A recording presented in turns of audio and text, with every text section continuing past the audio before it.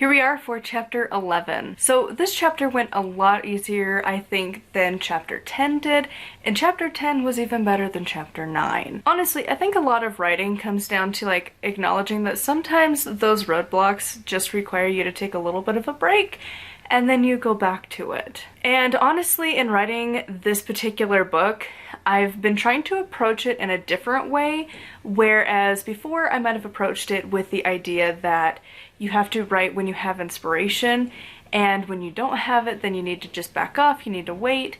And this time, I'm treating it like a job. Now, it's a little bit easier of a job than a desk job, but to sit down and to work every day, or at least the days that I've designated in the week to work on writing, it's very different because it gives me time to sit down and write just a little bit. What I've noticed that really separates a lot of authors that are the wannabe authors and the ones that actually are doing it are the ones that actually do it. You have to sit down and you have to write, and you can't wait for that creative spark to hit because that's not going to sustain you.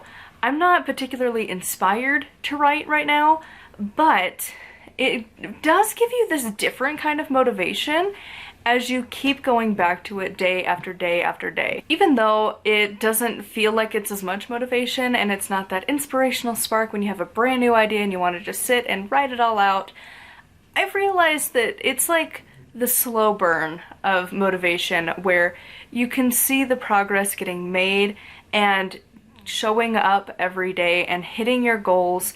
It's really kind of nice because this week my goal was to get 5 chapters written and I have 1 left to do, and it's only Wednesday. And I think that's the thing with looking at author life as a career, is realizing that you can't just sit and wait for inspiration because it's never gonna happen. And sometimes you just have to take the risk and just write the whole thing. And that was my biggest struggle that I had with book 2, is that I wanted it to be perfect and I didn't know exactly how I wanted to do it. And I let a lot of things get in the way. And this time I'm just like looking at it with a bit more curiosity of just like, guess we'll see how that works and just rolling with it, knowing that I can do better when I do more. Because I ran across a TikTok a while ago. I didn't save it, so I can't redirect you to it. But it was talking about, I think it was like some study or something, but the premise is that there was this art teacher that split the class in half, and it was like a pottery class.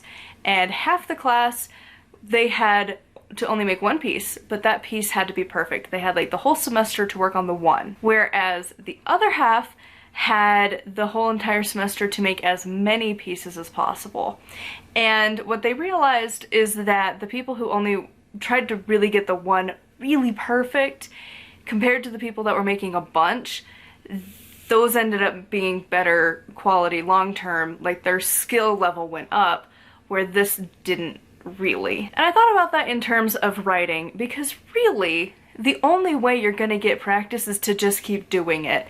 And so the only way to keep doing it is not to keep reworking your same story, but to just keep writing. Now, some people are gonna get lucky and they have a natural talent for writing, and that's great. Sometimes you're gonna get picked up by a big publishing house and agents, and that's gonna be wonderful, and then you might only have to write like 10 books in your entire lifetime. And you'll have at your disposal fantastic editors and beta readers and a whole system that's set up to help you succeed. But the majority of us, that is not going to be our path as an author. And so the other way to get yourself out there is to have a lot of books to catch readers. Eventually some title, some cover art, some premise of a book is going to catch their attention, and then they're going to see that you have a bunch of books available, and then they're going to want to go read your other works. Are they going to love them all? Probably not, because it's gonna, whatever one they picked up is gonna be at some point in your author path, and it might be at the beginning, middle, or the current. But to have that many options and to like slowly keep working at it and just keep going and keep perfecting what you're doing and not really looking back, like John Green talks about how he never will reread his books. Like once it's published, it's basically dead to him. And I think that's how like we kind of have to look at it, because otherwise you'll just constantly want to edit. And so with those, like, I've just learned some stuff over the like few years that it's really kind of made it a difference, so that now when I do sit down to write, like I don't wait for that inspiration, and I know that like I can do better. That was a really long tangent, but basically the premise is that the approach that I am taking now and the stuff that I have in mind when I think about the full picture of being an author, it's very, very different than how it used to be. And the journey with writing this book is implementing a lot of that stuff that I've learned.